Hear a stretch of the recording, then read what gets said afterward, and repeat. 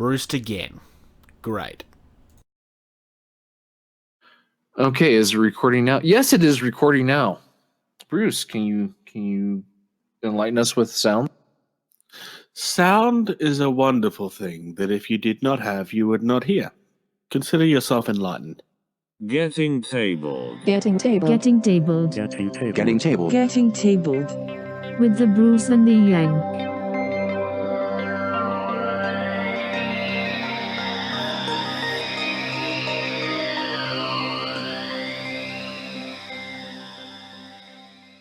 Hello, future people, and you're listening to episode 5 of Getting Tabled with your host, the Bruce, Hello.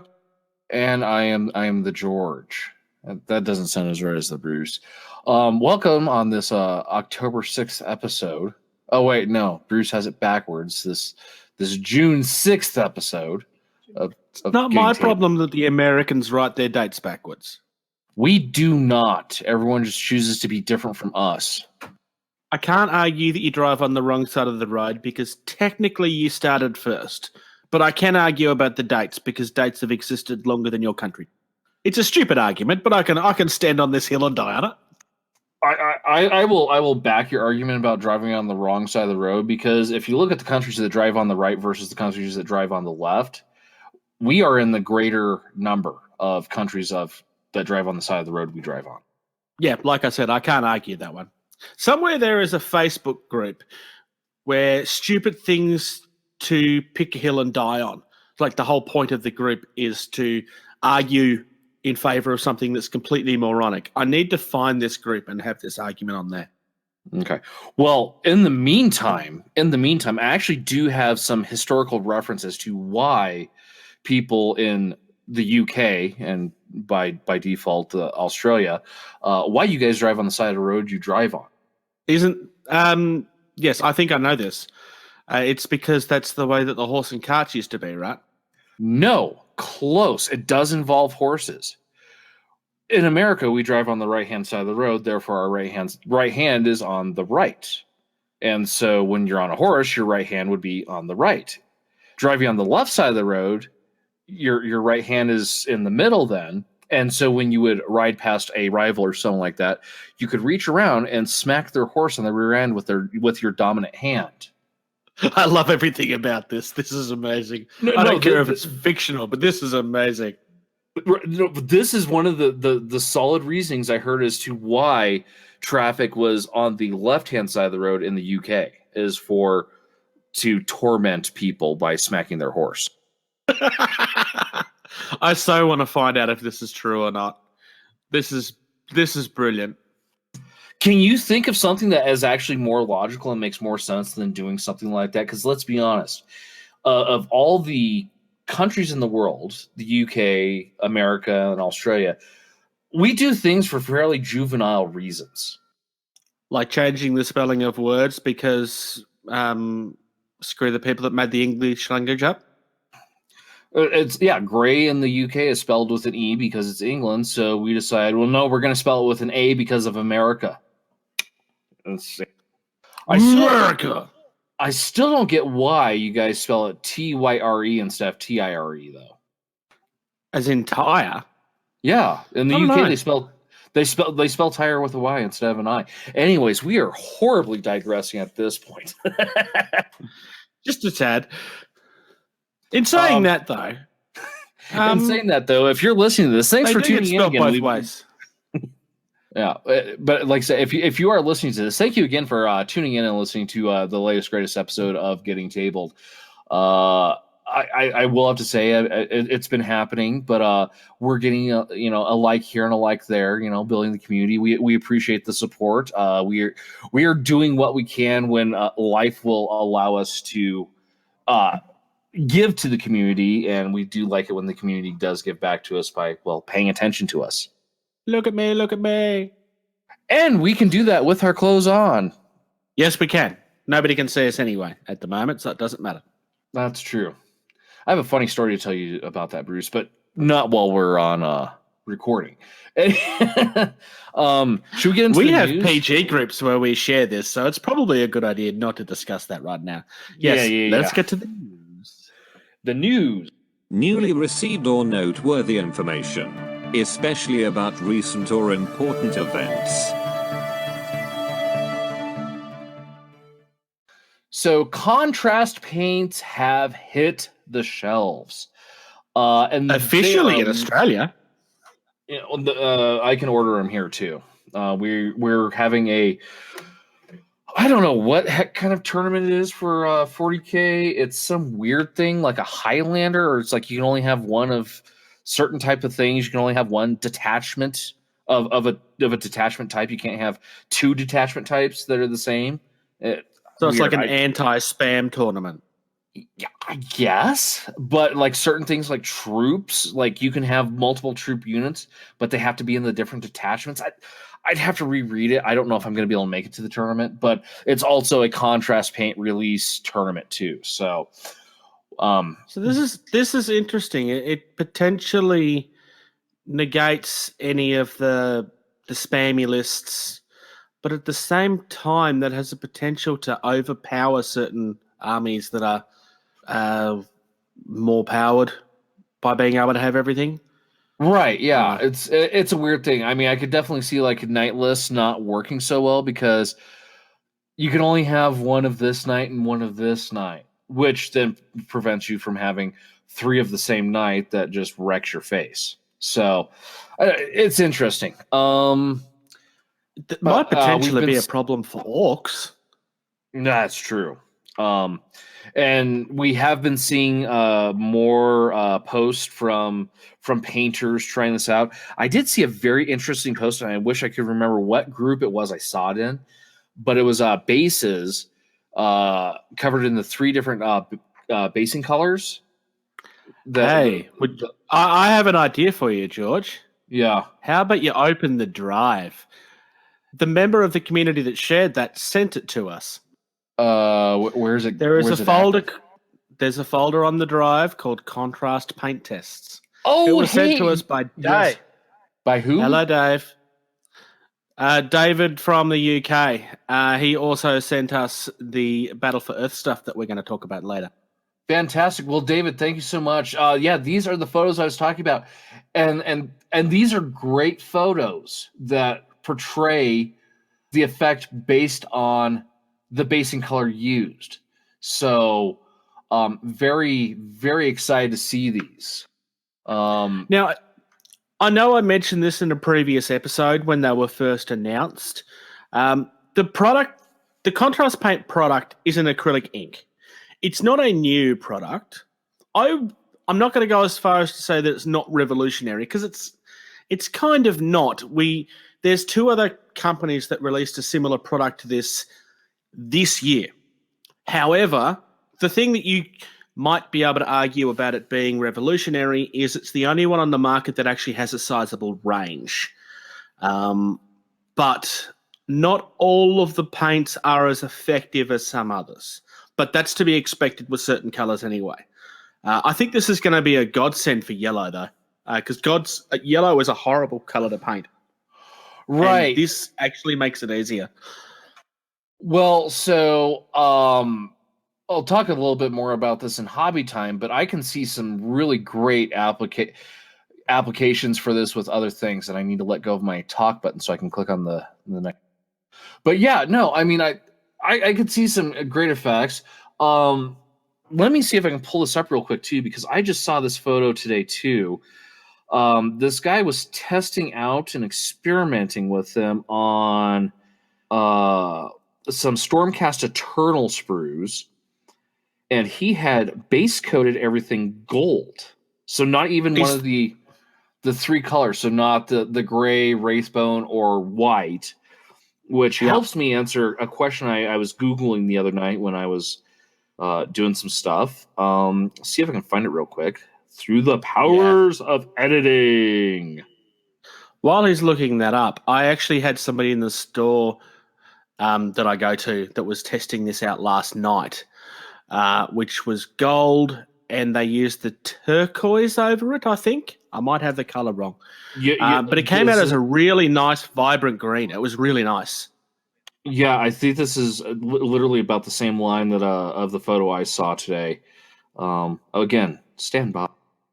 Ooh, actually, there's a really awesome looking Nurgle Knight I just stumbled across, but that is not what I'm looking for. There was a lot of people playing with these last night. I mean, officially they can't be sold until Saturday, though whether GW likes it or not, a lot of stores do sell them on the Friday night after midnight. That generally tends to happen. It didn't happen last night that I know of. I was very tempted to try and buy one, but I'm holding off at the moment because I don't know what colours I want to start with. I actually played around with them, painting up a Stormcast Eternal, and without even really thinking about it, I've kind of painted somebody for those into wrestling, the Heart Foundation, because it's all black and pink. I'm a big fan of the pink colour. It's actually a lot more vibrant than I expected it to be. I wasn't really sure how it would look because I wasn't really impressed with the purples. But the pink I really like. It comes out quite nicely. The greens are really strong. The yellows are going to make painting yellow a lot easier, especially for new people in the hobby. The yellows are going to be a savior to many Imperial Fist players or people who want to be Imperial Fist players and are afraid of starting the army because they are afraid of painting yellow. Yeah, it's going to be a good way to get your basing down. For those that are wanting to do a little bit more than what this is capable of, if you're new to the hobby, my suggestion would be to use this to base coat your yellow and then use your regular paints to take out your tide lines and start bringing it up from there. This is not God's answer to painting. This is just another way of doing it. The huge criticism we keep on seeing online is that you can't achieve heavy metal or Angar Heraldez type quality painting with this. People need to forget that argument because that's not what this product is for. It's not what it was advertised to be. This is just a paint to make things easier and faster. This is not about...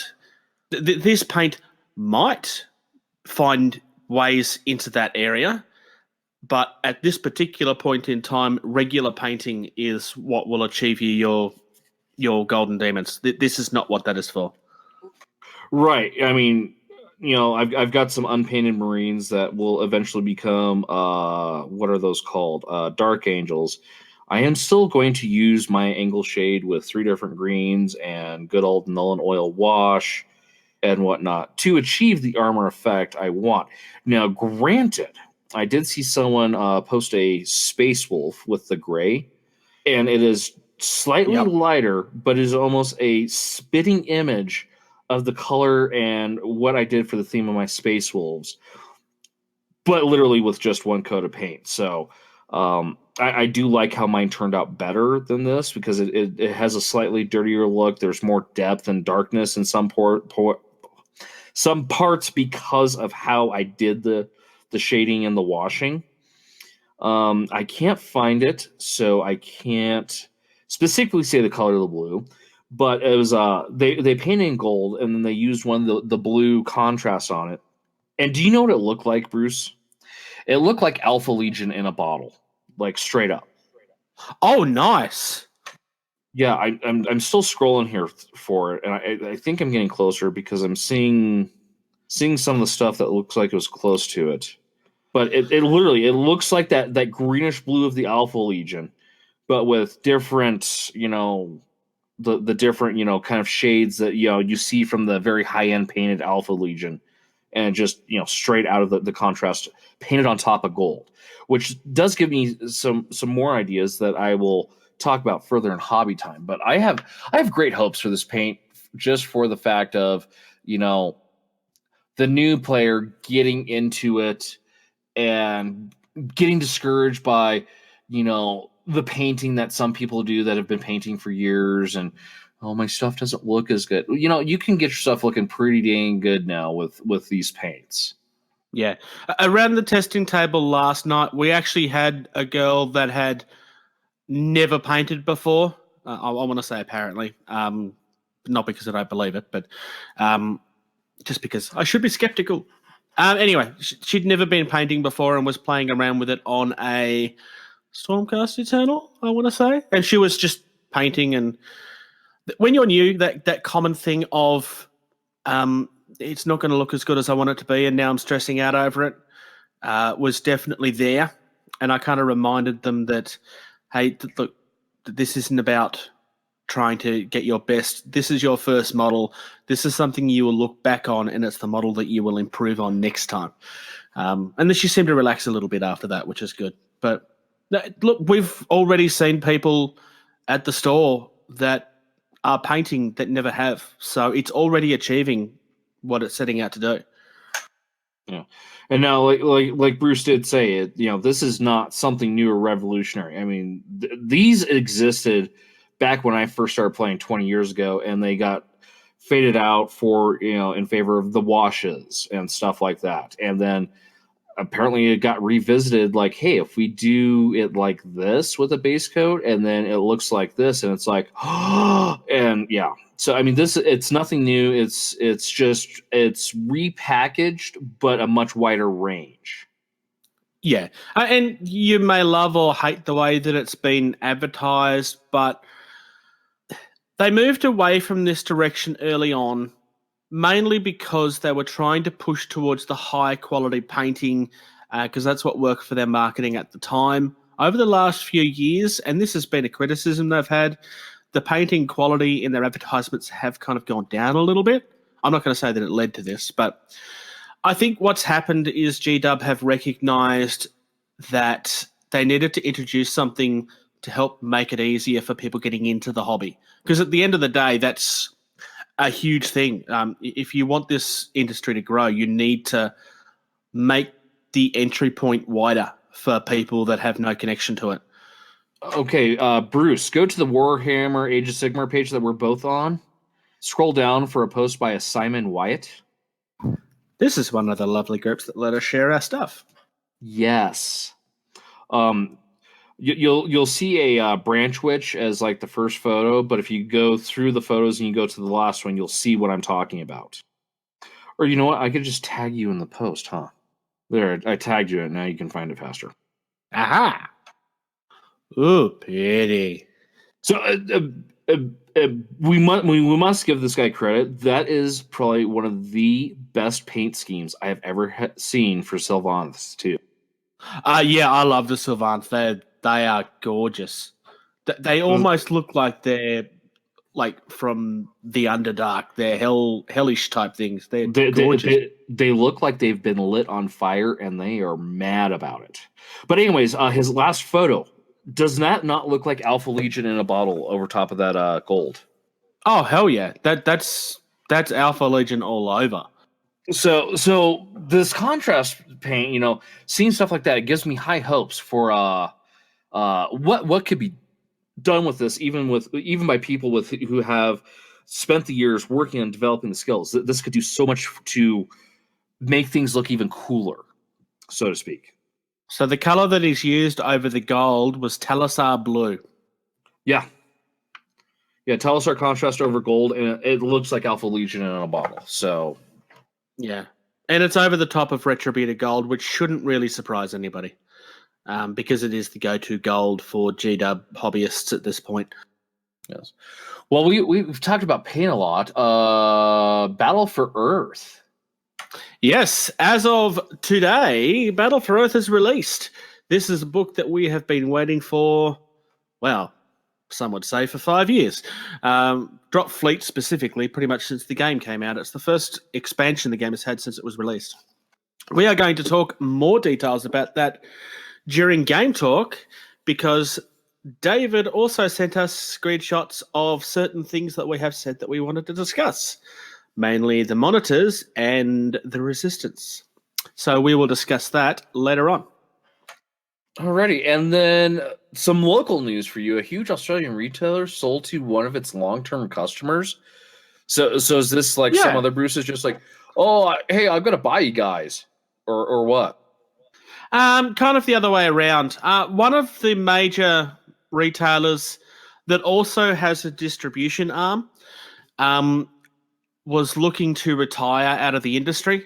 They haven't really said exactly the reason why, but you can probably put two and two together. It's something that you eventually want to get to a point where you can kind of step away and enjoy what you've done.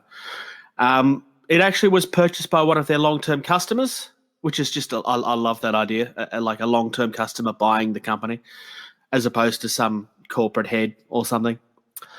I haven't been able to find 100% whether or not the distribution arm of it has been sold as well.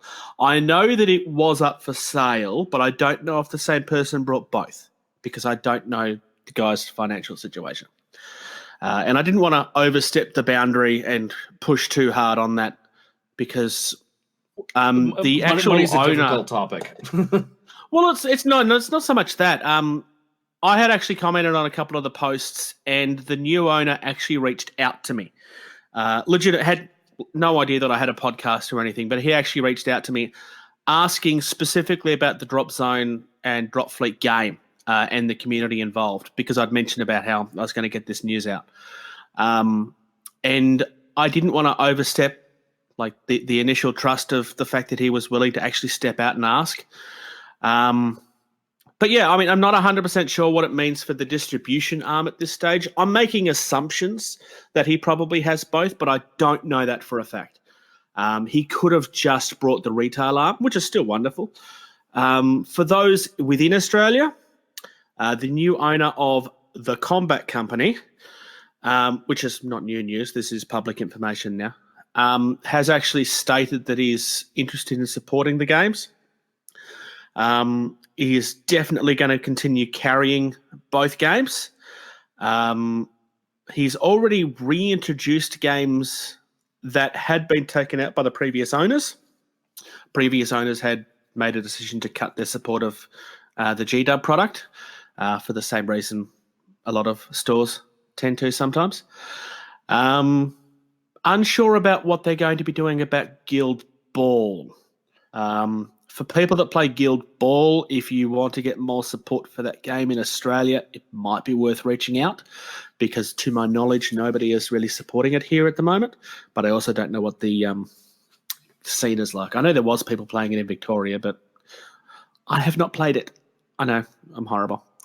But yeah, this is genuinely good news. They are, physically speaking, the second largest store in Australia.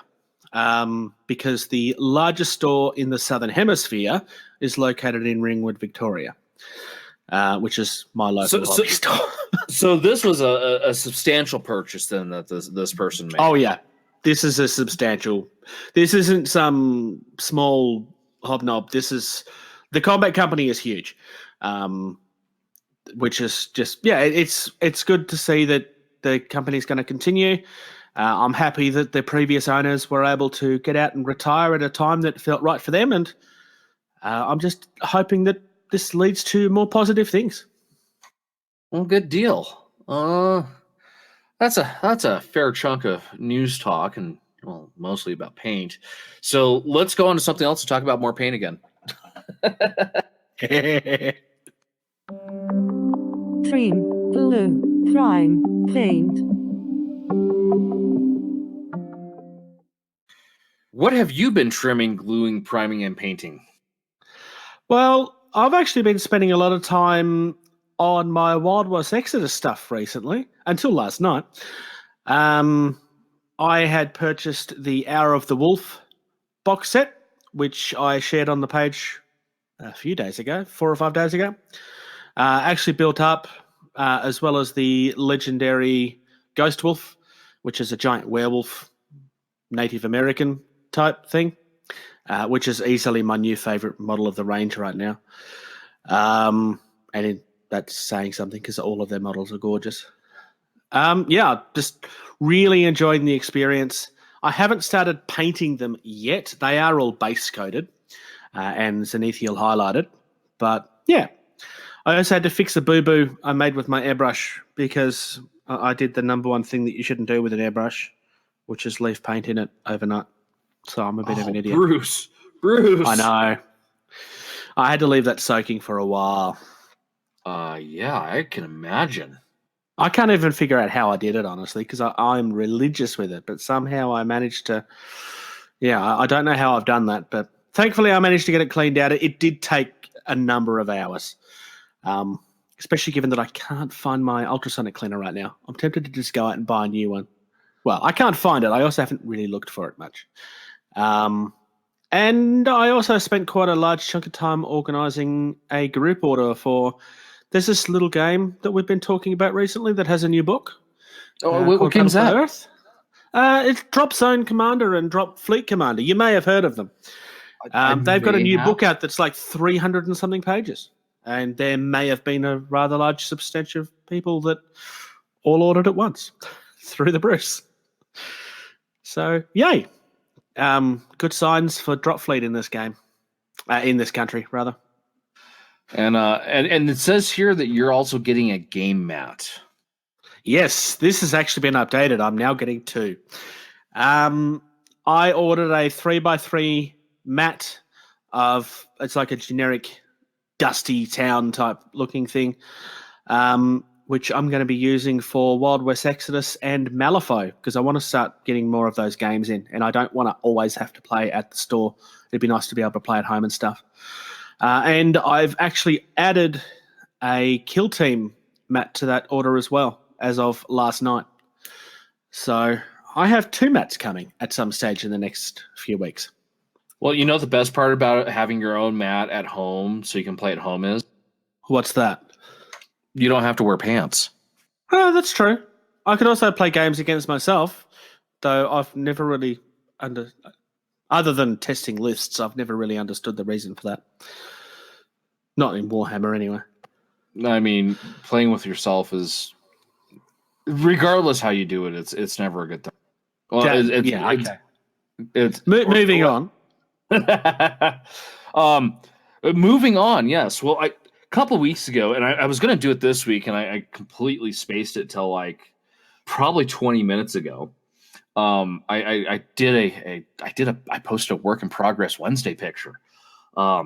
I'm still stripping my Fire Slayers because I still have some primer on, and this is part of what drove me to try to move to airbrushed priming, because you can just I can get better results than trying to use a rattle can, and the conditions have to be right, and I've seen pictures of the bumpy primer, and plus an airbrush primer does not stink like rattle can primer does. So what I was actually doing was I was gluing all the parts and pieces back together, because despite using the plastic glue, which is supposed to weld the pieces together, the pieces still came apart in my stripping process. So I was gluing all the axes back together, and all the heads back together, and all the waistcoats back together, and so wow, so everything came apart. Everything, literally everything. Yeah, heads came off. The headdresses came off the heads. The axes came off. The little tabard things that hang down from their waist came off. I mean, they literally just fell apart. They fell apart to the point to where I saved this when I was because I noticed some of the pieces come off, and I saved this when I was doing some cleanup and organizing of the hobby area. I saved the instructions on how to put the stuff back together, so I had some sort of reference of putting them back together, and then instead of having numbers, had to match the shapes up. I guess the important question is, now that you've been having your dwarves stripped for you, have you been financially paying them appropriately? No. My plan is to get them painted and assembled so they can go out and murder things and collect Urgold as they see fit. But it seems fair. Yeah. I mean, perfect payment for a Fire Slayer. But this last Wednesday, when I was putting things together and laying the glue dry and all that stuff, and the contrast paints, being released and stuff like that, I got to thinking, and it's just like, so my son has a Nighthawk army that I kind of got for him because he likes zombies and skeletons and ghosts and stuff like that. So Nighthawk's perfect for him, and he's gonna be 12 here. And no, I'm sorry, he just turned 12. God, time flies. He just turned 12, and he has not painted a single thing. What better thing to do than to get some of the contrast paints to have him start learning to paint with and feel good and build confidence of painting by having something that can turn out pretty decently. So I got to thinking, well, I'm stripping all the paint off these Fire Slayers, and I'm going to be trying again for the third time to prime them and, flesh coat them and stuff like that, which I've never done a flesh-based army. So I got to thinking, well, is there flesh contrast? There's got to be a flesh contrast as big as the range is. And guess what, Bruce? There's like 4 of them? There's a Fire Slayer flesh contrast paint. Yes, there is.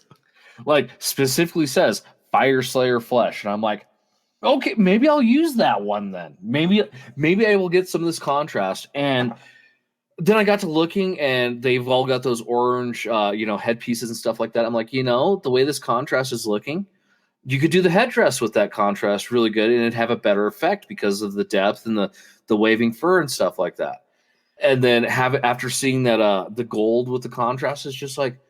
So I think, with the exception of the Magma Drops, because I have those with that color shift, and they look too amazing and they're just huge. I don't want to try to strip the paint off of them, but I think for the most part, there's some effects that I still want to do that I can do better and faster with traditional painting techniques. I think I'm going to try to do this entire Fire Slayer army entirely with contrast. As a and test. That's fair. With the base coats of the 3 options that we've been shown, which is over Gracia, over Wraithbone, and over Corax White, or White. In the case of Flesh, I personally think that Wraithbone is a better undercoat. But personally, I intend to put that through my airbrush. And as someone that has avoided putting G-Dub paints through their airbrush, I'm going to have to look into how much I need to mix it. Well, so this contrast being what it is, an ink, you could put it through the airbrush without any thinning. The problem is it would be splatter. It's the base coat. It's the base coat I was referring to. The base coat. That's what the guy that did the gold. I'm just going to straight up use my airbrush primer as the base coat, not the black, obviously. Where's it? Yeah, Fire Slayer Flesh. The white and the Wraithbone and the gray, they all look great, I think. The reason I like the Wraithbone. The reason I like the Wraithbone is it has a warmer feel to it, which feels more natural to me skin wise. Yeah, so and that's great and everything, but you have to take a step back. Are dwarves natural? No. Is their skin going to look like ours? I mean, Hollywood they do because it's simpler. But I mean, that gray one, that's got a great dark, tanned look that, a Fire Slayer that is, constantly near magma, and getting, growing up and getting the heat burns and their skin darkening from the burning and stuff like that. Yeah, and you could easily achieve the grey from Vallejo is not the same color, but it's very close. It's slightly lighter from memory. Yeah. So, and guess what I could do? I could put out 10 drops of gray to 5 drops of white and put it in a mixing bottle, throw it in the airbrush, and then prime that way. I wouldn't even bother. I'd go straight grey, in all honesty, because the Vallejo grey is already quite light anyway. Well, I've got Badger gray. So that's that one's a bit darker then, yes. Yeah. So, I mean, So I'm going to do the flesh with the contrast. I'm going to do the plumes with contrast. I'm going to do the metal for the weapons. I'm going to do them in a contrast. What else? Some of the metal trim, I'm probably just going to straight up just do gold with a Agrax Earthshade wash because let's be honest, that is the best way to do gold. Period. You can't top that gold. Well, yeah, I mean, if you're going to look at non-metallic metals or something, which I know you're not, but if you was, maybe then you'd change it up. But if it's just gold, then just do gold. You'd have to rework a lot of stuff just to do it the other way. So, but anyways, that's my plan. I'm going to attempt contrast, and I'm going to attempt to do my Fire Slayers in all contrast, because then doing that, depending on how soon my kid paints and everything like that, I could literally say, here's this paint. I did this army with this paint. You do your army with this paint. And he's going to be all over that and on top of it because, this paint does have the ability to take a lot of the skill out of the equation. And so, if I can do something to help build his confidence and get him excited about painting at such a young age, then if he continues in the hobby, he won't be like some people that have shelves after shelves after shelves of gray unpainted models. 50 Shades of Grey sprue. Exactly. I still love that video. GW was spot on with that video. And while this isn't hobby time, this is a good update time. So Captain Socks, he made it here for the inaugural episode, the kickoff. His deployment is coming to an end. He is coming back stateside soon. There is no exact date yet, and no exact date of when he would be here, more on a more regular basis. Because once he gets back, he also has to move to a different state too. So, yeah, he does. Nature of the beast is why we can't really confirm exactly when he's coming back. I'm pretty sure he knows the exact date, but I don't recall him giving us one, which is fine. I wasn't really asking for it. I'm really not going to pay attention either. When he's back, he's back. That's good enough for me. Yeah, definitely. And he's got home stuff to consider in that as well. So some priorities are higher, but we're excited to have him back. It is a matter of weeks at this point. And obviously, yes, he'll have the move as well, but it's still a matter of weeks. It's not months anymore. So he will be back with us soon. It will be Yanks again. Yeah, I understand priorities. I couldn't record last week because the prosecuting attorney had an inability of accessing email for an arrest that was made. So, I mean, that's fair. So, game talk. I suppose this battle for. Yes, this is the little book we want to talk about. Talk nerdy to me. All right, Bruce, where is this stuff at? Life has been crazy. I know enough. There is a folder. I probably. And the folder is called Battle for Earth. You expect me to read? Yes, I know it's very difficult. I know the military cut a lot of that stuff out for you, but you need to remember that reading is important. It's all pictures. Yes, there's text in the pictures. Ooh, the first picture makes me so happy. It's pretty and it's blue. No, the first picture I found is is something that I've been wanting for the longest time.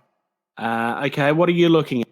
I was looking at the heavy gate, but here's the blue one. So it looks like they're going from bottom to top. So let's zoom in on this and let's jump into some ships because, that's the one thing it's one of the first things we did. We were really good about talking about the ships and their stats.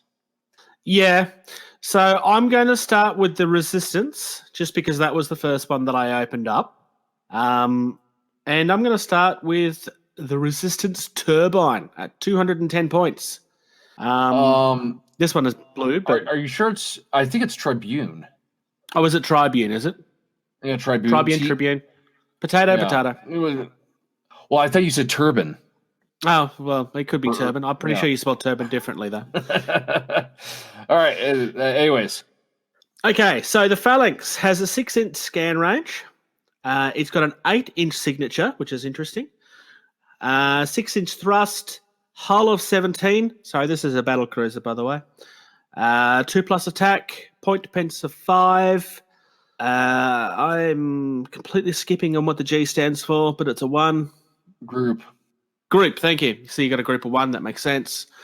And is that a 5 or is that an S under T? Tonnage would be S for super heavy. Okay. Yep. It is a battle cruiser, so armor. It's a God, where are the battle cruisers? They were the recast and then the Kickstarter exclusives. Those are the battle cruisers. So a super. Yes. Yeah.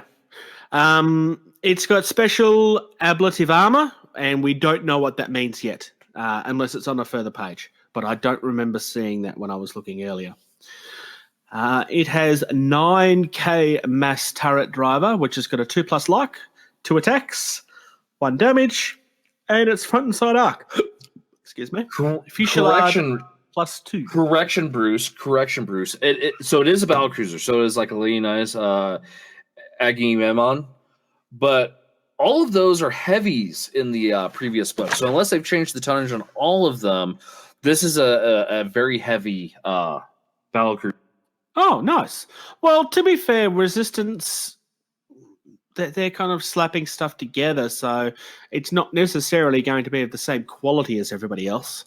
Well, before you get too far on that, if you look at the shape of this hull, this looks like the UCM/PHR throwback what was that ship? Pre-White Sphere. Yeah, it was like the crossover ship between UCM technology and PHR technology. The pre-conquest kind of pre-conquest. Yeah, so it looks like this ship. So they have it listed as Resistance. I would say that it's not the quote unquote Resistance that some of the ships that we saw on the spoiler from UK Games Expo. Yeah, this one is I can't actually tell from the image whether it's actually a model or whether it's CG. I suspect it is a model, just nature of photos. But it doesn't surprise me that the Resistance are coming out with a feel that looked very similar to that ship, because in Dropzone, the feel of the Resistance was always very everything slapped together, or it's all very old technology. So that would make sense for the fluff that their ships would be older, because they haven't really had the opportunity or the science to be able to come up with anything new of their own. That's kind of the whole point. Yeah, for sure. Yeah. Getting back to the weapon, the 9K mass driver has fuselage 2 as its special rule. There's also an N11 twin artillery cannon turret, which has got a lock of 4+. It's got 6 attacks, 1 damage, front and side again, and low power. I don't think we know what low power does yet. And it's got 2 NC-16 missile banks, which is 3+, D3+1, 1 damage, and they are side, 1 left and 1 right. That's the close action weapons. This particular ship also has bulk landers and fire ships. I don't know what a fire ship is yet. And it's got 2 fighters and bombers. So this actually has bulk landers and fighters and bombers. I don't think we've seen anybody else that's done that yet. No one else has done that. It's either a bulk lander or it's a carrier. It's one or the other, not both. The closest you could argue to that is Shaltari with the way their technology works. Yeah, that's fair. But once again, the troops were always on a separate ship. So, sorry, the battleships. The battleships had gate, and the supercarrier had the fighters and bombers. So, in that aspect, through the Shaltari technology, we kind of seen this, but it was only them. None of the other factions had anything like this. So, this is definitely a very interesting twist. George, would you like to go through your supergate or the void gate? I think you're referring to. No. We're going to go in order so we don't get lost and talk about stuff twice. I'm going to talk about I'm guessing the Gladiator Grand Cruiser. The name's cut off a little bit, so I'm assuming it's a Gladiator class battle. Okay, so it says Gladiator class battle cruiser. So, but it's a Grand Cruiser. It has a scan of 4, sig of 6, thrust of 7, hull 14, 2-up armor, good. Point defense of 3, groups of 1 to 2, tonnage is heavy. I cannot read the rest. I don't know if it's because it's blurry, because I'm old and my eyes are crap. I could be wrong, but I think that's ablative armor again, but I can't tell what the word underneath starts with an R, but I don't know what it is. Okay, so that's special. So I'm going to say that it is a blade of armor. I'm going to say that's a rare. So that would make sense. Yeah. So especially with that 2-up armor. The first cannon is some sort of vet cannon turret. Has a lock of 3-up, average, attack D3, damage 2, so 2 damage a shot. So it's got some good damage potential. Arc is front and side. It has overcharge, something else, and unstable. I So- almost want to say that's Scold. Oh, yeah, you could be right. That does look like that could, yeah, because if you look at the second line, that definitely is Scold. So overcharged, Scold, unstable. So someone besides the Scourge has the Scold special rule. That would definitely make sense why the ship is rare. The resistance is run by the Scourge. Is confirmed right here. Well, they're stealing Scourge technology because of the resistance, and this Which is the makes battle sense, for yeah. Earth. So, No. then The Battle another- for Earth is fictional stuff that was made up by the UCM. It's all propaganda. Sorry, continue. Okay, so and then I'm guessing a heavy vent cannon, 3 up, 2d3, 2 damage, front arc, Scald, unstable.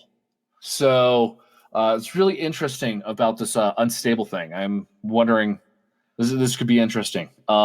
And then it has NC3 missiles, lock of 4 up, 2 attack, 1 damage, front, side, rear. So, and then close action. So 150 points. This seems like a pretty cheap, rare ship.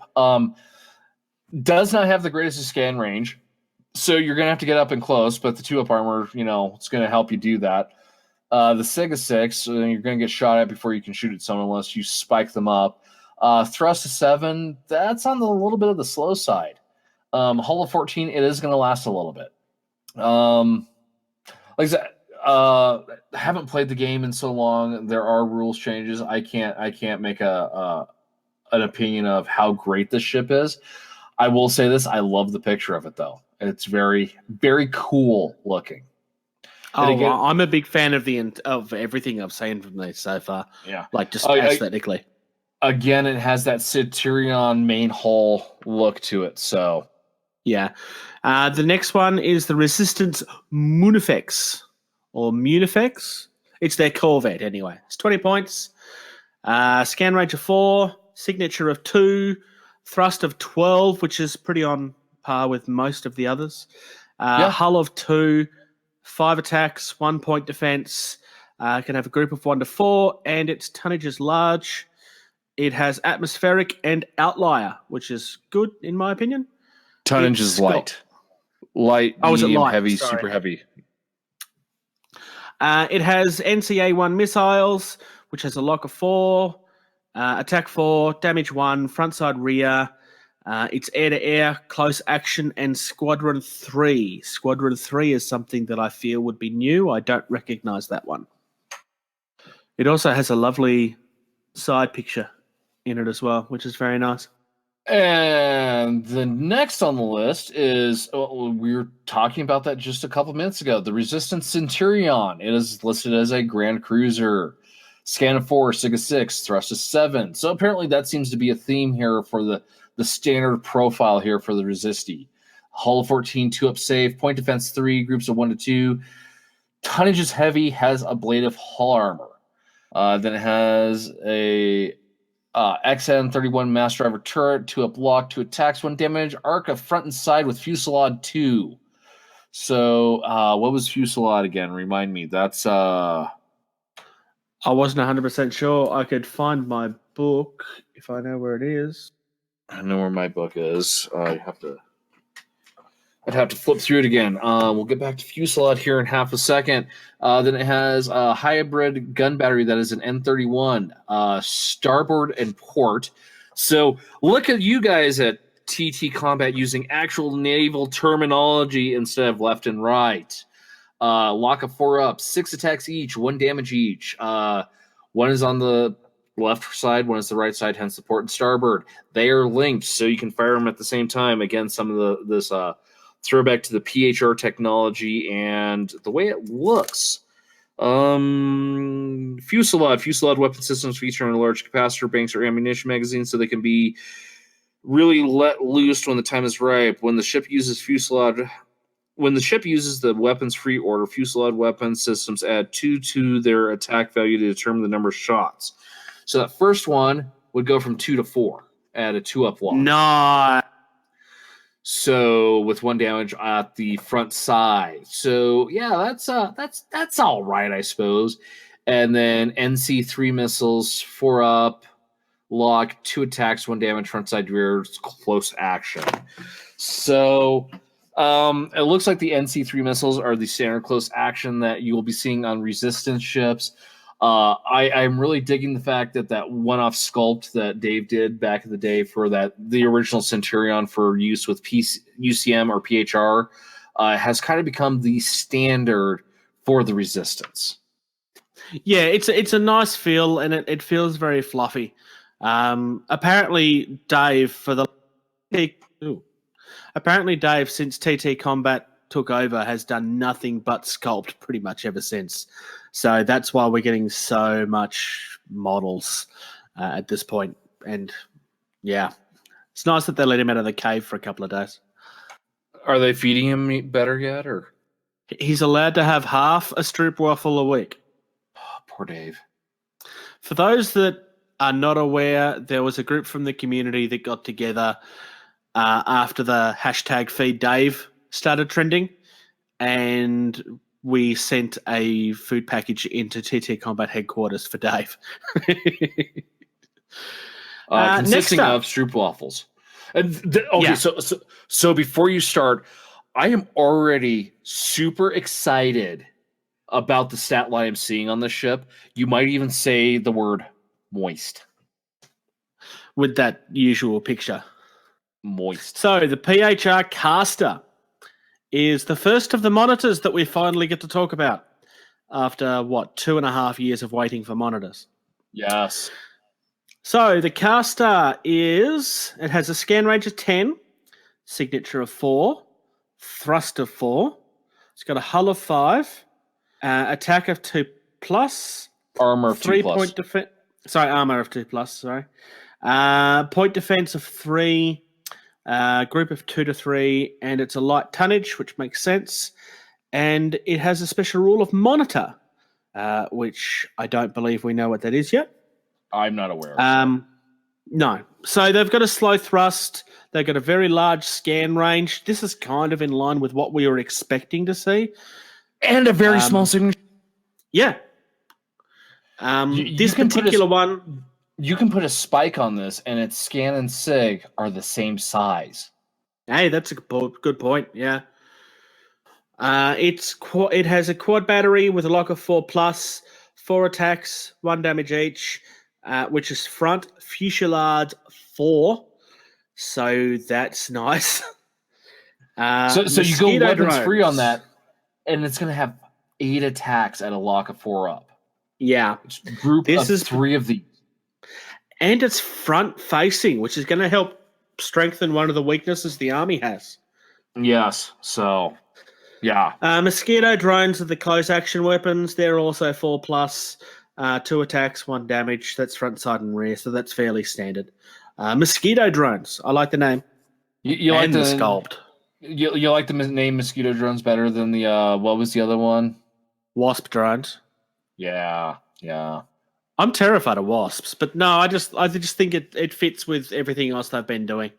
All right, next up on our list is the Resistance Phalanx.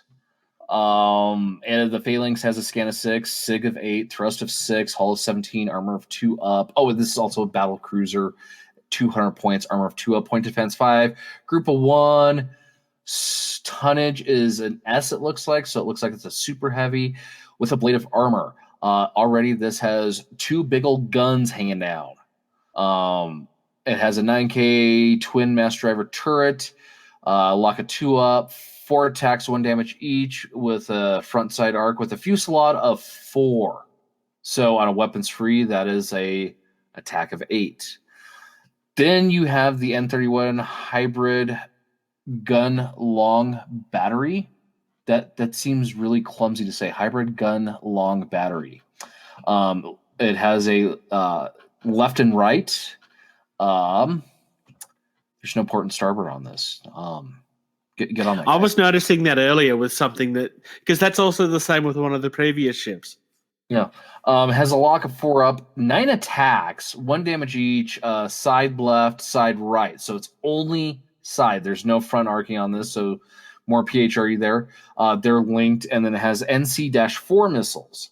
So lock of 4, attack 4, 1 damage each, close action. So I'm kind of guessing here that the NC dash whatever number means the number of attacks it has for the close action. Well, the NC3 was only 2, so no. Oh, maybe not then. Okay, maybe I'm wrong. Well, I'll have to look in to find out what the meaning. It could just be the level of power. Like, it could just be a fluffy thing. But yeah, it's interesting. We'll have to find it. Next up, we have the Vienna, which is another resistance ship.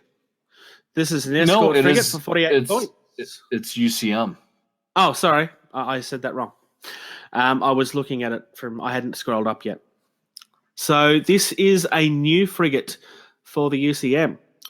So the Vienna has a 6-inch scan range, 4 sig, thrust of 6, 4 hull, 2+ armor, which is good, 3-point defense, groups of 2 to 3, light tonnage.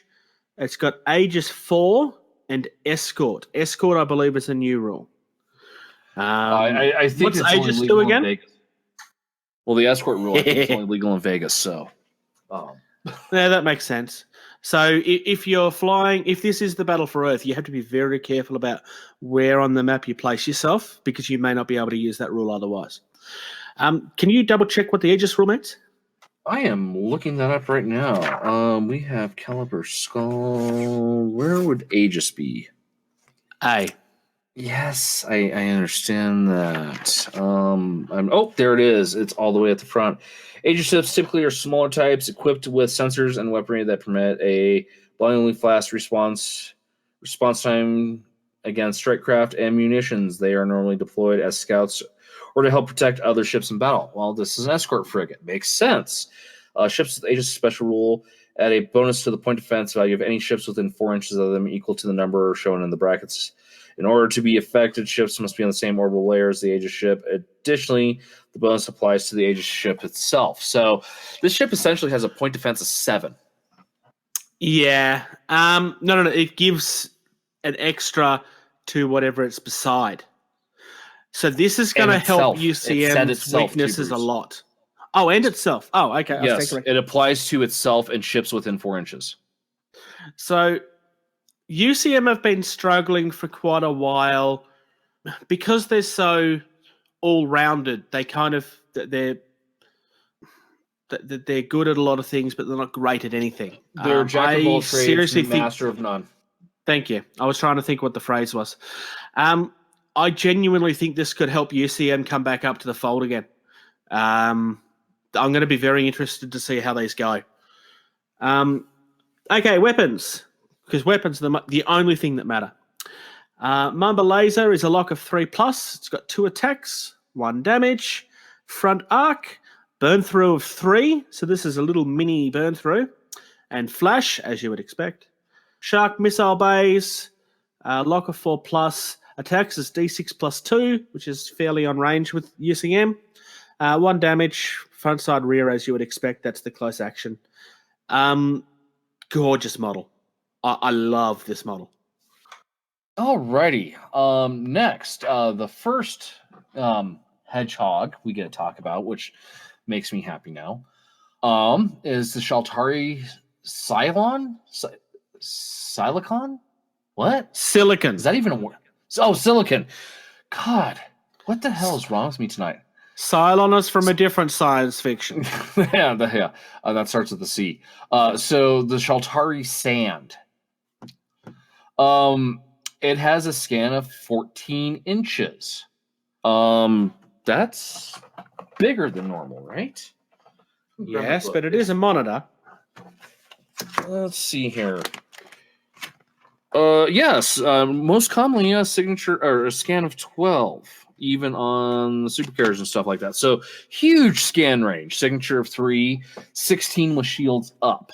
So again, the typical Shaltari problem of they're really tiny and they can see really far away. Thrust of 6 inches, by far the slowest Shaltari ship there is. Hull of 4. Armor is 4 up, 4 up. Shields without shields. So really good armor as far as Shaltari is concerned. Point defense of 6. Groups of 2 to 3. Tonnage of light. Special rule is monitor. The quad ion cannon is its weapon. Has a lock of 4 up. So slightly worse than the the Shaltari armaments are concerned. 2 attacks, 2 damage each, though. Front arc, Ion 2. Do we have to look? Yes, we have to look up what Ion is. No, we don't. It's right there. If a group scores X hits from weapons with this special rule, the energy surge crippling effect is applied to that ship. If the target is a ship with the Dreadnought special rule, apply power fluctuation effect instead. Okay, so if this scores 2 hits with this special rule, the energy surge crippling effect is applied to that ship, just off the bat. Period. Neat. Yeah, this is potentially big, Neat. and I mean, yeah, this is going to see play. Oh yeah. And then it has a harpoon volley of 4+, 2 attacks, 1 damage, frontside, rear, close action. The thing to take away from this is that is one of the best armor saves in the Shaltari without being a battleship or a dreadnought. Adrian, if by chance you're listening, I want you to make me cry with these. Make me cry. Okay. That's the guy that plays Shaltari in my area that always beats me. Doesn't everyone beat you though, Bruce? No. Nobody beats me. My dice beat me. I beat myself. Next Phrasing. up, we're back to the... Yeah, I know, right? Next up, we're back to the Resistance with the Trident / Elysium, which I'm guessing means that we're going to be having an alternate sculpt at some stage. Survey says that's what they did with the other battleships. Yeah. Or battle cruisers, 340 points. Yeah. That's expensive. 340 points. Well, this is the battleship, so this is the equivalent of the New York and stuff. Yeah, I know, but still. Yeah. It's an expensive ship. Yeah. So, scan range of 8, signature of 14, thrust of 6, hull of 24, 2+ armor, point defense of 10, group of 1, which is not surprising. Super heavy tonnage, ablative armor again. We have the 9K mass turret drivers, which is locker 2+, attack of 4, damage 1, front side left, fuselage 4. Exactly the same thing on the right-hand side. Then we have an N12 artillery cannon, which is a 4+, 10 attacks, 1 damage. There is one of those on the left and on the right. They are both linked. And it's got a low power, which again I believe is a new rule. And the NC-16 missiles is a 3+, D3+1, 1 damage, front, side, and rear. That's the close action. And this comes with a torpedo. Sorry, no, this comes with 4 torpedoes. Yeah, I was going to say, Bruce, that's 4 torpedoes. So the first thing I see right off the bat with this, so it's got 2 weapons, fuselage 4. Weapons free, you do the fuselage value added to the attack value. So this guy has 36 shots. 16 of them are hitting on 2 up, and 4 torpedoes. So in other words, this is the ship that the Bruce needs, and it won't matter because he'll still roll Bruce's anyway. So I'm curious to see what they've changed for torpedo rules, because to have a 340-point ship with 4 torpedoes, they need to have changed them so torpedoes are... Torpedoes have never really seen a lot of play, that I've seen at least anyway. I don't know if the meta's been different elsewhere, but I've never really seen anybody using torpedoes. In theory, they were always something that was very powerful, but it just never seemed to get use because there was just more value everywhere else. Yeah, but I don't think if we've ever enough. seen a ship with... Yeah, I don't think we've ever seen a ship that's had that many of them. I think 2 has been the most, and that was a UCM battleship. That sounds about right. And I think there was maybe a Scourge with 2. George, would you like to take a trip to Istanbul?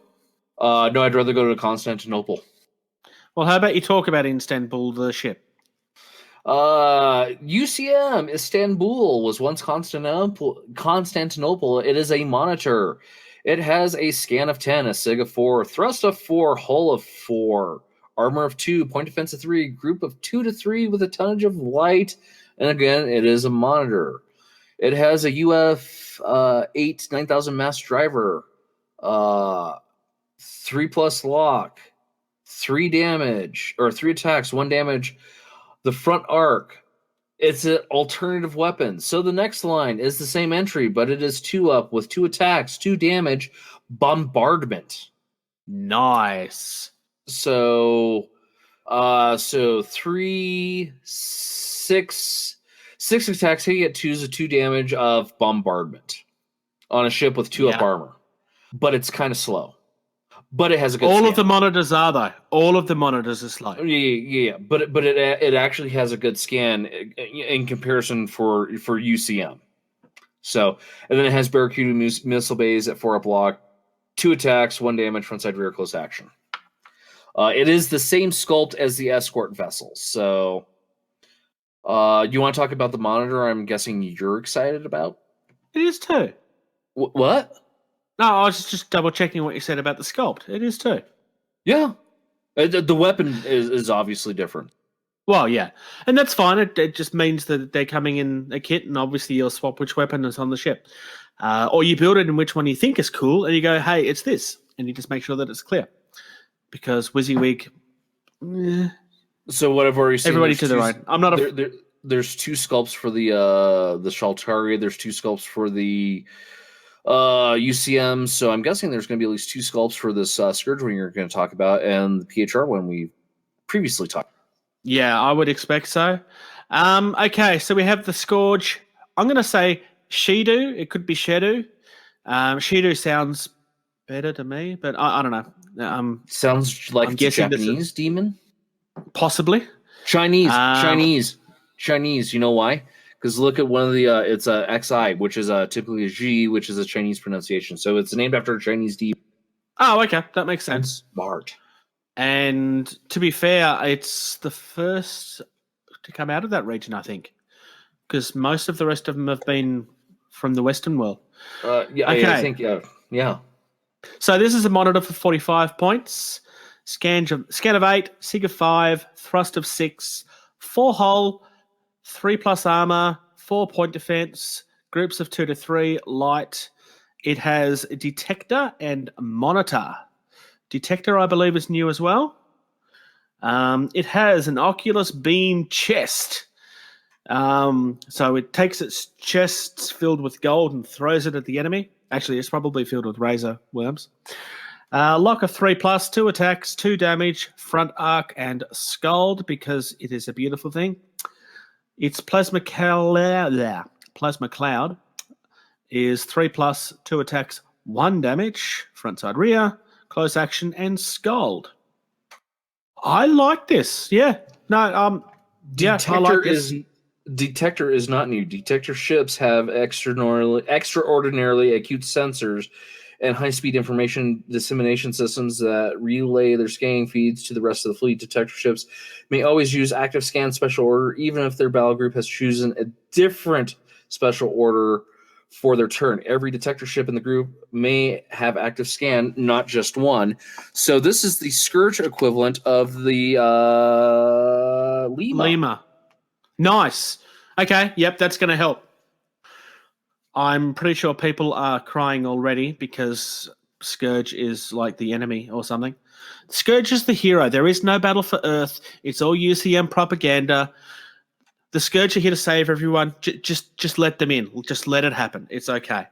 All right. Next is the Scourge Lamasu? Lamsu? Yes. Something. It is Sumerian. a barge. It is a barge. Scan of 6, SIG of 5. The one thing I'm noticing as a trend with these is all of them tend to have a scan bigger than their signature for once. Thrust of 6, hull of 4, armor of 3 up, 4 point defense, group of 1 to 3, tonnage light, no special rules. Say your thought. It all sounds all right so far. Okay, Oculus Rays. 3 up block, 1 attack, 1 damage, scald. Ooh, big surprise. The Scourge ship has scald. Plasma bombs. Lock of 3 up, 2 attacks, 1 damage, front side, bombardment. And Plasma Cloud, 3 up, 2 attacks, 1 damage, front side rear, close action, scald. So, different nose piece. It has a bulk lander as well. So there's that. Hence why it's a barge. So the Lamassu is an Assyrian protective deity, often predicted as having a human head on the body of a bull or a lion, and it has bird wings. That just sounds really weird. Off the top of my head, there is an Arnold Schwarzenegger movie where he's playing like a really cliche sci-fi spy guy, and the nuclear weapons are snuck into America through these statues. True Lies, that's the movie. Okay. Let's skip some of this other stuff because it looks a little more complicated to talking about. Go up to the next PHR one, the Pollux. Got it. So, zoom in so I can read stuff. So the Pollux is an escort frigate. So I know what this is going to do already. 42 points, scan of 8, signature of 4, thrust of 6, 5 hull, 2+ armor, 3-point defense, groups of 1 to 3, light tonnage, Aegis 7. Damn, an escort. Wasp drones, because everybody hates the Bruce. 3+ lock, D3+1 attack, 1 damage. And front side rear arc, which is not unusual. It's a close action weapon. Right. So if we go to the Bellerophon real quick, heavy cruiser with the fighters and bombers, one of the best PHR ships because it has the twin supernova burn through laser on the front. It has a point defense of 5. Oh, so you put these guys up in there and it has Aegis of 7. So the Bellerophon has a point defense of 12. Interesting, yeah. So again, it sounds like it is fulfilling its pure role of, let's see, thrust. So it has a 1 inch less thrust than the Bellerophon does, but with 5 hull, 2 up armor, and then giving itself 7-point defense, and then adding 7-point defense to all the other stuff the PHR has for 42 points. I'm going to say this is money. It's that great little support ship. It's like, what's that thing the Shaltari have that people absolutely hated? The shields. Everything. The Opal, the shield booster that allows you to reroll failed shield rolls. Yeah.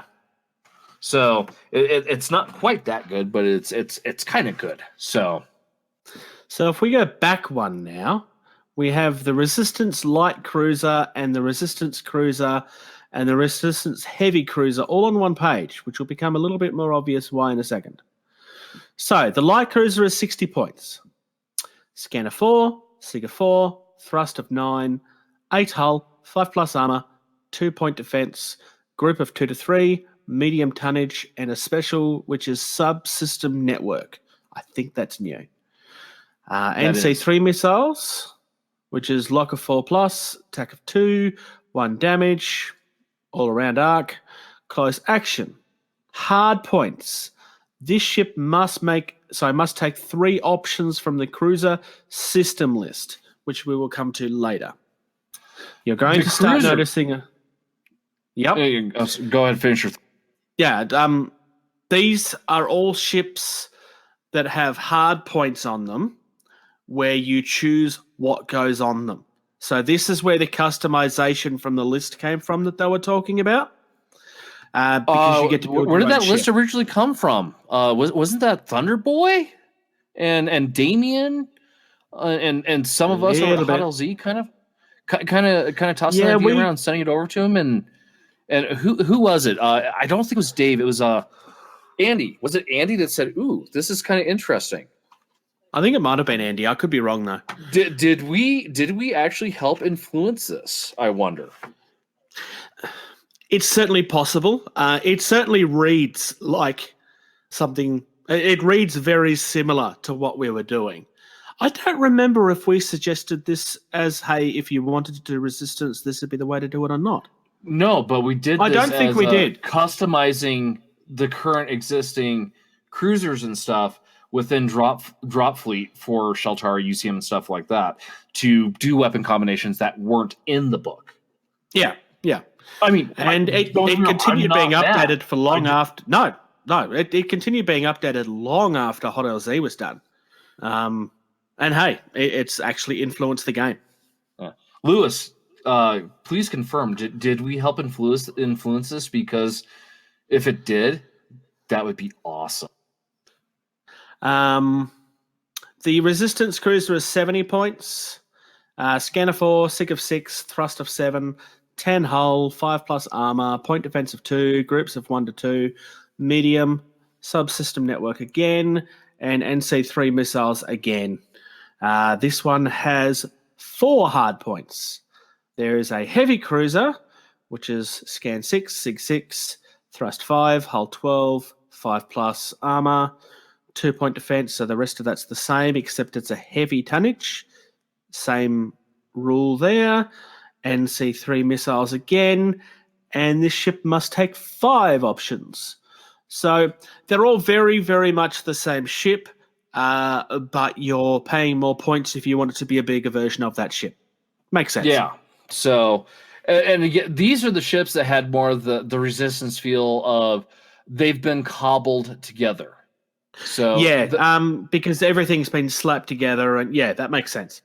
So Bruce, I'm gonna let you talk about the last resistance ship they have listed here, because the last one that we're gonna talk about, I want. Oh, okay. I started to have a little bit of a oh my god, say what moment, but it's because of the image is slightly blurry. But if you want to talk about this last resistance ship, so I can talk about the last Sheltari, because it's something I've been craving for so long. Oh no. The Resistance Olympus / Eden. Interesting combination of 2 names there. 2 different pantheons, but very similar. Although Eden's not exactly heaven. But anyway, that doesn't matter. 360 points. I was going to say Olympus was the home of the Greek gods, which is where a lot of the PHR names come from, Yes. And Eden is the essentially the biblical cradle of humankind. So, yeah. So sorry, continue. Yeah, continue. It's a grand battleship for 360 points. It has a scan of 8, 14 sig, thrust of 6, 24 hull, and 2+ armor. This is going to be hard to take down. Point defense of 10, group of 1, makes sense. Super heavy, ablative armor again. Which, with that 24 hull and 2-up save, I mean, we need to find out what this ablative armor is. So that could have a huge thing. While I'm reading through the rest of this, can you go onto the TTCombat website, go to the downloads, and look at the original rule for that PHR UCM ship? It might be on that. And while you're looking up that, we've got more 9K mass turret drivers, or mass driver turrets, rather. Turret driver sounds better to me. I don't know why. Lock of 2+, attack of 4, damage of 1, all-around arc, fusillade 4. And then we have another one, which is exactly the same. One is left, one is right. Then Mesa Vent Cannon Battery, which is... So this is very similar to the other large ship that I was reading earlier. Lock of 3+, 3d3. That's good. So 2 damage each. When I first saw it, I thought it was 303, not 3d3. That would be nuts. That's why I started to have like a little. And the Centurion ship is actually no longer listed on the resources. Oh, okay. That's probably because in the they don't need to. It's in the book. And it was beta rules anyway. Okay, so yeah, 2 damage. These is side left and side right, so they're linked again. This has overcharge, scald, and unstable. And then NC-16 missiles, which is 3+, D3+1, 1 damage, front, side, rear. So that's the close action. And 4 torpedoes again. So right off the bat, fusillade 4 on 2 weapons, locking on 2 with so 8 attacks. So 16 attacks hitting on 2s with 1 damage. Good Lord. Now, if crit rules have stayed the same, that means you hit on a 2, you hit on a 3, you crit on 4, 5, 6. And unless you're Sheltari with shields up, you don't get armor saves on critical hits. That is mildly frightening. Frightening is the right word. Overall, I really like the way this ship looks too. It looks very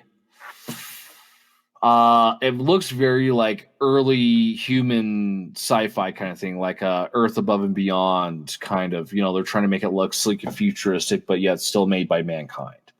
It doesn't have the sleekness and smoothness of like the PHR and like a Starfleet ship would. It has more of a rugged, we built this thing to last and survive the harsh elements of space, which makes no sense because there's no elements in space. Anyways, really good looking ship. I would have to say of all the new ships that they've showcased in the book here, I'd have to say that's probably my favorite one. Yeah, that's fair. There is one last page before the Sheltari. So do you want me to go through that one too? Oh, I did not even get. I'll get this one, and we'll. I'll get the Sheltari one. You can go straight into the Sheltari after this. It's going to have a very similar feel to the previous one that we were claiming is inspired. Yeah, so we have Resistance Frigate, Resistance Heavy Frigate, and Resistance Strike Carrier. Now this is a different thing right here. Strike Carrier. Oh, okay. So it took me a second there. Strike Carrier is the normal way of getting troops to the ground, the base way. So the frigate is 4 scan, 2-inch seg, thrust of 11, hull 4, armor 5 up, 1 point defense, group of 3 to 6, tonnage light, no special rule. NC-1 missiles with 4 up lock, 1 attack, 1 damage, front side, rear, close action. This ship has 1 hard point option. So here's my question. Do you get to take a different weapon for each hard point? So if you have a group of 6, can you have 3 of this type of weapon, 3 of another type of weapon on the hard points? Or do they have to have all the same hard point option? That is something we will have to find out. Definitely, for sure. Then you have the heavy frigate, which it looks like it is the same. No, it is a scan. No, I have the answer to that. Yeah, it is not. It is a scan of 4, sig of 2, thrust 9 instead of 11, hull of 5 instead of 4, same armor of 5, 1 point defense, groups of 2 to 4 tonnage light, a blade of armor, subsystem network. And then the ship must take 1 to 2 options from the frigate system list for the hard points. So your previous question. Yeah, I just answered myself. So, the cruiser systems. So this is the cruisers, not the frigates. Can have no more than 2 options can be taken from the broadsides category. No more than 1 of each option may be taken from the structure category. So there is limits there built into the system. Okay. And then you have the Resistance Strike Carrier, which is a scan of 4, sig of 2, thrust 11, 4 hull, armor 5 up. So this is kind of like the light frigate. Groups of 1 to 3 tonnage light, atmospheric. So they have to stay in a group, though. They don't have that open rule like the other strike carriers have. NC-1 missiles, so 4 up lock, 1 attack, 1 damage, front side, rear, close action.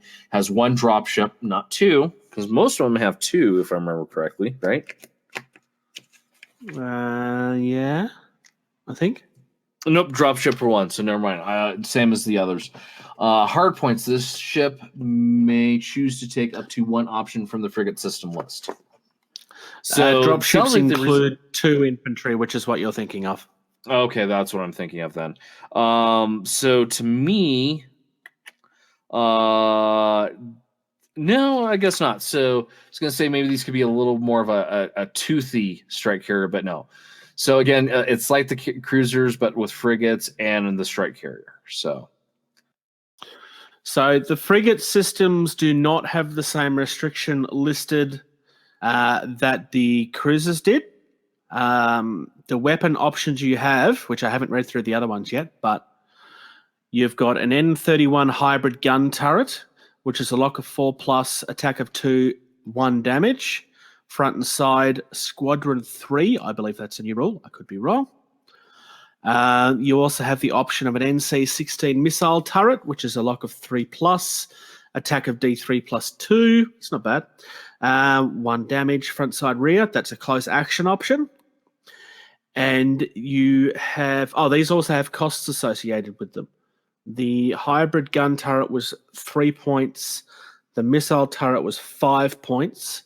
This next one is also 5 points, which is a light vent cannon turret. 3+, 2 attacks, 1 damage, front and side.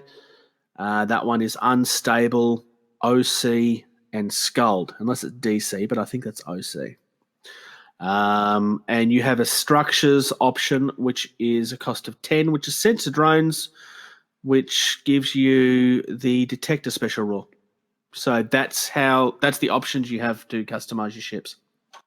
Yeah. So, I mean, this has a very, very familiar feel to the list that Damien and Michelle initially came up with to customize a Shaltari or Scourge or whatever faction, cruiser, heavy cruiser, or whatnot. It just is, it's been implemented as this is how you build a resistance ship that's not one of the Satyrian styled ones. Which is pretty cool. much. And the point costs of most of what I'm looking at feel very similar to what they had worked out-ish. I will go through the cruiser system ones in a moment, but how about we get to your ship first? Yes, because I am mostly happy about this. I am 95% happy about this. Are you ready? It is the Shaltari Selenium. So it's the stuff that's in Head and Shoulders that killed the aliens in Evolution. It is a heavy void gate. Yay! No, this is actually a really great thing. So it has a scan of 14. It has a signature of 3, 16. Shields up, shields down. Thrust of 6. So it is much slower than the standard void gate. But it has 4 hull instead of 3. Has armor of 4 up, 4 up. Has a point defense of 6.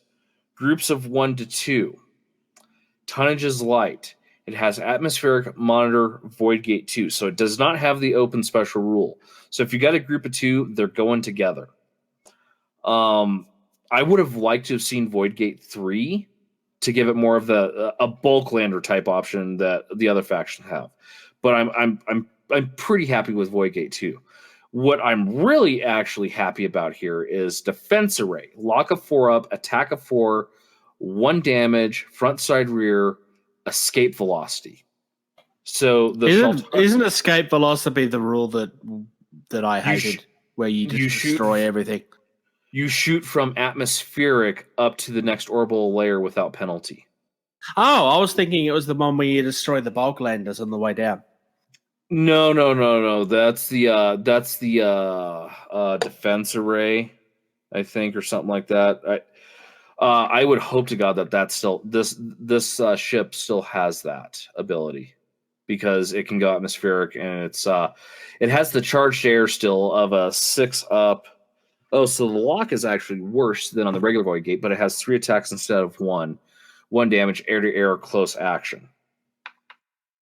So I see this as something that you would be placing in the most vulnerable parts of your chain. Yes. Yeah. This would be the link to the chain. Yeah. So, as opposed to it being, you wouldn't want it at the end, because then if it's going to get taken out, it's still going to get taken out. But you want it in those critical points. It does have 1 more hull on it than normal. It has a better armor save. And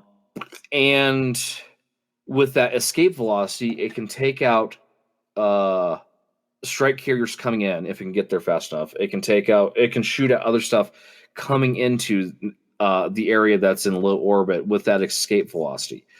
This is, this is the only Shaltari ship that has escape velocity. It's the one thing that the Shaltari have been missing, is something with escape velocity. Yeah. It's certainly going to be interesting to see how this affects the meta. Yeah, it's going to be interesting to see how that goes. Right. So, I mean, I could see why they gave it Void Gate 2 without the open special rule. So you're going to Yeah, have I'm 2 sorry, there, so but a total of 4. that would have been too much. So, It would have been too much if they did that. yeah, if it was Void Gate 3 and open, you'd have to charge 50 points for it. I would still pay 50 points for that Void Gate, though. So, I all would right. pay. I would pay $100. I would pay 100 points to not let you ever have. I would argue that if you was to have given them that, that they would almost never lose. Oh, yeah, I'm sure. Like I said, there's a reason why there's playtesting done. Yeah, and all the stuff. I don't think we got anything. Oh, wait. Here we go. Here's something. Hard points. Elite bridge crew. What are you No, looking I at? see. I'm looking to see if I could find anything about the a blade of hull armor, which I don't. So No, I actually looked through my hard drive. I thought I might have still had the rules, but it looks like I've gotten rid of it. so yeah. Overall, I like the resistance. I like the monitors. I think those are really good. Yeah. Overall, I'm pretty happy with the ship the ships that have been added. I really like that first PHR monitor we talked about. I thought that thing looked really cool, and ooh, it's got some guns on it for its size and point cost. I mean, Yeah, I'm really liking what we've seen. I just thought of another place I might be able to find that. I might have found it. Nope. It was just I found something that was about the Centurions, but it was one of our original discussions on the matter. okay. So, yeah, we'll just have to wait when the book arrives. So we've been reading these from snippets that was shown to us from David, who was lucky enough to attend the UK Gaming Expo. David, I'm still extremely jealous, and I hate you forever. But I love you for sending us snaps of the pages that we really wanted to discuss. He had actually reached out to the Hot LZ, which is no longer active. He knows that I was going to share that information on getting tabled. And we are very, very grateful that he shared that information with us so that we could discuss it a little earlier. Yeah, no, for sure. So, again, thank you for that. And I think we should start wrapping up here because we're starting to run a little long, but that's what happens when new cool stuff that we're really excited about is released. We do not have a Yanking the Bruce. My real life has been, for a lack of better words, ridiculously stupid crazy. So you do have an upcoming event because I still have not made a bumper for that because busy. Upcoming event is just very, very simple. People within Melbourne are meeting at the House of War for both Dropfleet and Dropzone Commander. If you are in our area and would like to arrange to meet up with people, either reach out to myself or put a post out on the Oceanic Dropzone Dropfleet Commander group, and one of us from the group will reach out to you and help organise something. We haven't set an official day at this stage. And for those that don't know, I'm on a rotating roster, so there is no day of the week that's always going to be good for me. But I have said that I will come along to these things when they meet up with the next couple of weeks is actually pretty good for me. But I will not be there tomorrow. Sorry, I'm not there today because I'm unfortunately working this afternoon. But we are getting together. It looks like it's going to be at least fortnightly. So there is actually, most of it's going to be happening at the House of War in Ringwood. There is other people out in the western suburbs if you would like to arrange a meet out that way, but the people in the western suburbs have not put their finger on which store they're going to at this point. Justin can come to House of War, but it's a little bit far, so he can't come on a regular basis. But I know he's not the only one out that way. So things are definitely happening. Just on a very quick note, in our next episode, I'm going to try and have a discussion about toxic gaming habits and what you can do to try to avoid them. If you have things that really frustrate you in your local meta or types of attitude that you would like to discuss, reach out to us.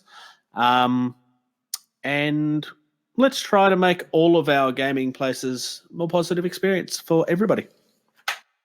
And until then, you can find us on Facebook, www.facebook.com/gettingtabled, right? It's been a while since we've done this. The website is gettingtabled.weebly.com. Correct. And then you can email us at gettingtabled@gmail.com.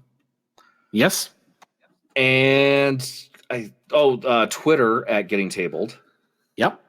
And I think that's it. I don't think we've done anything else because there's still so much we have to do, and real life has just been kicking my butt. I mean, the last time when I helped set up getting the Hot LZ, I was self-employed, working when I needed to work or wanted to work, and had gobs of hours to do it. Now, not so much.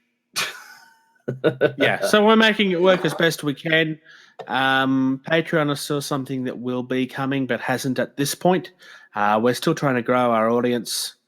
Look, if you guys are enjoying listening to us, please share us around. Give us a like. One of the goals that we have is to add video content to this. So that is something we would definitely like to be able to build towards as the community grows. But get in touch, keep listening, and share us around. Until next time, play more games. Thank you. Thank you. Thank you. Thank you. Thank you. Thank you. For listening to Getting Tabled. Music used in this podcast was created by Eric Matthias at soundimage.org.